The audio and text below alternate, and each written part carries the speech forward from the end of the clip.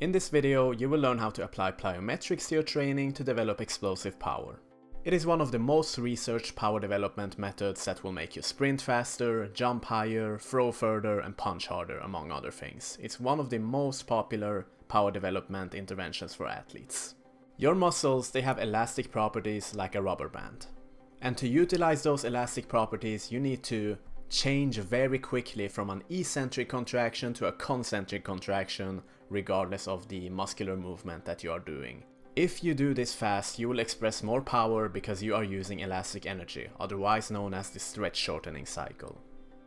The step between eccentric and concentric contraction is known as the amortization phase, and this phase needs to be very brief. If you wait too long here, you will lose the elastic energy. For example, in a jump, the moment your feet touch the ground and the eccentric portion is finished, the amortization phase has begun. This duration must be kept very short and you must jump immediately to utilize this elastic energy that you have now built up due to the impact of landing. And this phenomenon is also evident in all major athletic movements: sprinting, jumping, punching, throwing, any muscular movement that has a lengthening and a shortening component to it. It has the potential for utilization of the stretch-shortening cycle. And this is what we want to develop further with plyometric training.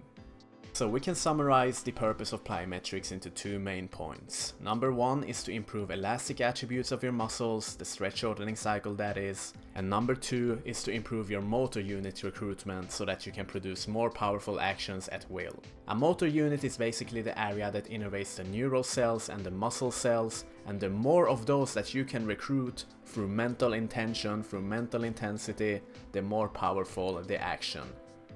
So in plain terms, when you're performing plyometrics, you must engage 100% mental effort into every repetition so that you recruit those motor units. Otherwise, you don't reach this certain threshold that is required for a power adaptation to occur. I get asked all the time, what is the best plyometric exercise? What is this one universally applicable exercise that will make me punch harder, sprint faster, or jump higher? And the truth is, there is no best exercise, it simply depends. Because every exercise in plyometrics, it has its purpose for a certain athlete, at a certain sport, at a certain plane of movement. And this is the purpose of this video right now, to arm you with the basic knowledge, to analyze your needs and the plane of movement so that you can choose the correct plyometric exercises for your goals. So instead of asking the best plyometric exercise, emphasize the planes of movements that your sport demands. For instance, although the depth jump is an amazing plyometric exercise, I cannot say it's the best one because that merely develops your lower body vertical power. Likewise, I cannot say that the long jump is the best one because that develops your lower body horizontal power. But we need not complicate the matter very far, because for most sports, they require a very well-rounded approach and they need to display power in all major planes of movements, which you can see in the list right here. So we basically need to include a mixture of all the planes of movements in our plyometric program. So you have to consider three main things when choosing plyometric exercises. Number one is the plane of movement, as we went through earlier. And number two is the difficulty. Some exercises are more advanced than others, and if you're a beginner, you need to start with the simple variations. And number three is sport specificity. Some plyometric movements are more suitable for certain sports than others, and we will go through the basics very soon. Here is a list of lower body plyometric exercises, and as you can see, they vary between planes of movement, difficulty level, sport specificity, and their benefits. So the exercise you choose depends entirely on your background. If you're a beginner, it's maybe not the best idea to jump straight into a single leg depth jump, because that is a very advanced variation with high impact forces that might injure you. Start off with a squat jump or a box jump, and if that is too difficult, start off by landing correctly, which we will discuss later. Also keep in mind that the sport specificity tab here is very generalized. There is a lot of sports that are left out, this is just to give you an idea. And additionally, we have upper body plyometrics.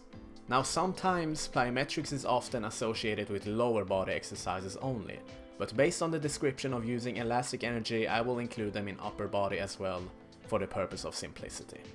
And just like in lower body plyometrics, you can see that we have vertical and horizontal variations, but additionally here we have pulling and pushing variations also.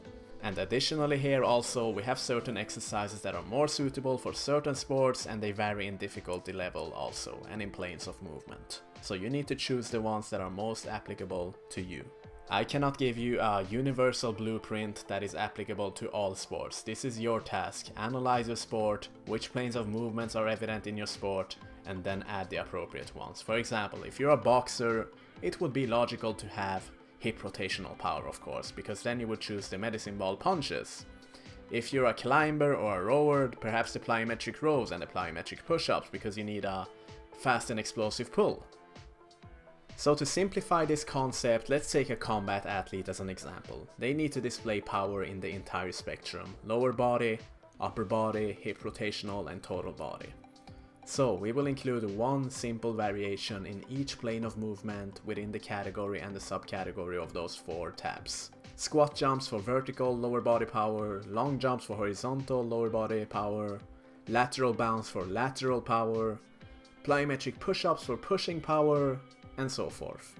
You can create a similar table for your sport and your needs and your experience level and include the appropriate exercises as well. With that being said, take your sport into consideration. Every athlete has different needs in their planes of movements in their sport. If you're a jumping athlete, it's mostly lower body, although the upper body is also involved. It's a matter of prioritization. If you're a boxer, it's the total body, especially the hip rotation. If you're a climber, it's special emphasis in pulling plyometrics. If you're a speed skater, it's a special emphasis in lateral plyometrics. And all of those athletes would optimally have power in the entire spectrum. It's just a matter of prioritization. How many repetitions should you include in each set of each plyometric exercise? Generally between 3 to 10 depending on the nature of the exercise. Intense plyometrics such as depth jumps, which are high in impact forces, are generally kept on the lower spectrum. And the more forgiving ones such as double leg jumps or box jumps and medicine ball throws, they are kept on the higher end. Nevertheless, once again, don't forget the part about mental intention. You need to give everything you got into each repetition, so you need to think quality instead of quantity. 4 very powerful and well-intended repetitions are better than 20 crappy ones. And how many sets? Once again, this is a generalized question, so I can only give you a general answer, but generally between 2 to 5. It depends on the exercise, your experience, your capacity, your current training period, whether you're in the in-season or off-season, a lot of factors. But a general rule is between 2 to 5, and those are usually varied from period to period. And how many plyometric exercises can you include in each session? Once again, this depends on a lot of factors, but generally between 3 to 8. If you're a beginner, don't start off with 8 or 10 exercises, start off in the lower end of the spectrum. It depends on the exercises, your experience, your capacity, and all of the other factors once again. And also it depends on the way you program your plyometrics, and there are 3 main ways that we will go through right now. The first method is to combine them in your strength training session. So directly after your warm-up, you perform the plyometric exercises and then you go over to the main lifts such as your bench presses, the deadlifts and the back squat, or whatever you have planned for that day. The second solution is that you kind of superset them with your back squats or bench presses or deadlifts, the compound lifts in other words. This method is known as post-activation potentiation, and it has some scientific research behind it. So for example, if you have programmed a back squat that day, you will perform a plyometric exercises after each set of the squat. You would first rest for about 1 to 2 minutes and then go directly to the plyometric exercise after each set of the squat. And the research says or claims that after performing a heavy squat variation, for example, your leg and core muscles, they will be sort of turned on and very susceptible to power production as in plyometrics, so you will express superior power actually. And the third method is to designate an entirely separate session for plyometrics. So you do the strength sessions by themselves and the plyometric sessions by themselves. And this is very suitable for athletes that have a lot of time available. And how many sessions per week can you include plyometric sessions, that is? Generally 1 to 2 for beginners and intermediate athletes and up to 3 for advanced. But once again, never forget the point of quality before quantity. 1 very good session is better than 3 crappy ones. A training intervention should always be added in consideration with other factors. What other sessions are in your schedule? Are you perhaps a wrestler that has 5 other wrestling sessions and 3 strength training sessions in addition to that? Then you have to consider how many plyometric sessions your body can handle. You get the point. Now, plyometrics is generally regarded as a very intense exercise format, and it can stress your joints and ligaments tremendously if you're not prepared for them. So there is a checklist that we have to go through before starting plyometrics.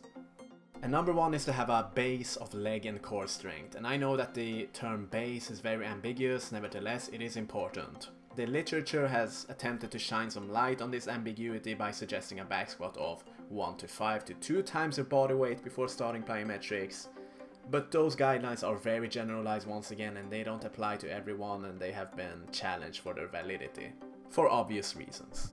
Instead, in my opinion, a far better criteria for your preparedness for plyometrics is a proper landing mechanism. If you land properly, without excessive tension on your joints and ligaments, then that should be proof enough that you are ready. And here is the criteria. Number 1, landing should take place at the balls of the feet and immediately followed by the heels, and this transition should be done very fast. And number 2 is to land with balance, which means that you should not shift or tilt to any side.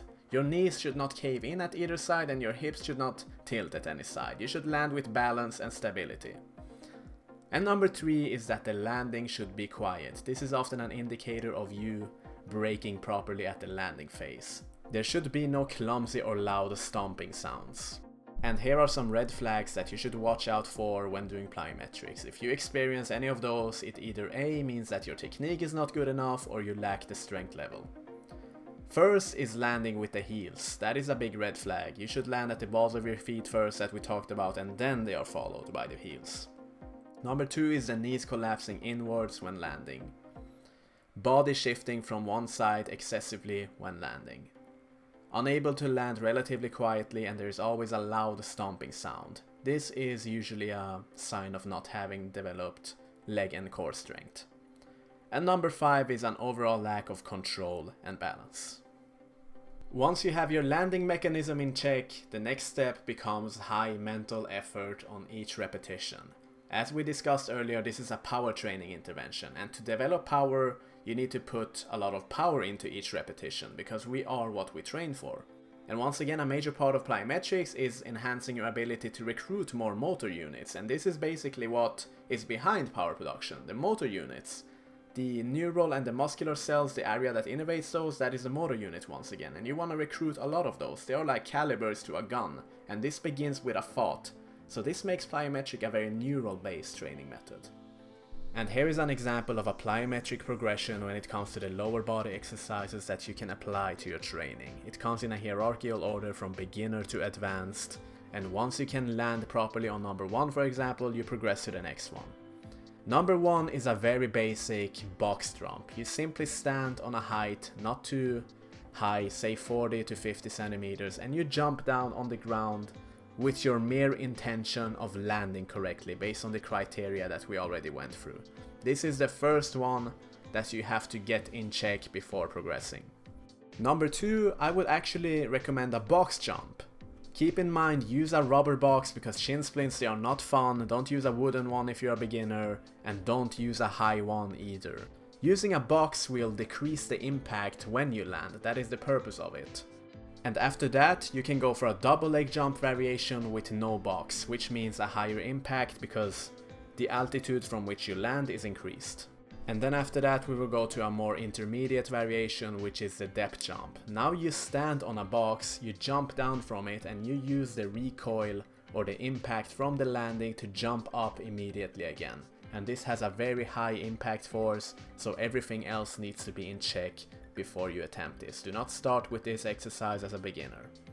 And number 5 is single leg jumping variations. Now we have high impact concentrated on one leg, so your technique needs to be on top, your strength level on top. Do not start with this as a beginner. This is a very advanced variation, and it is very suitable for sports that involve single leg scenarios. That's it for this video. Thanks for watching, and if you're interested in online coaching or programs, you can visit my website.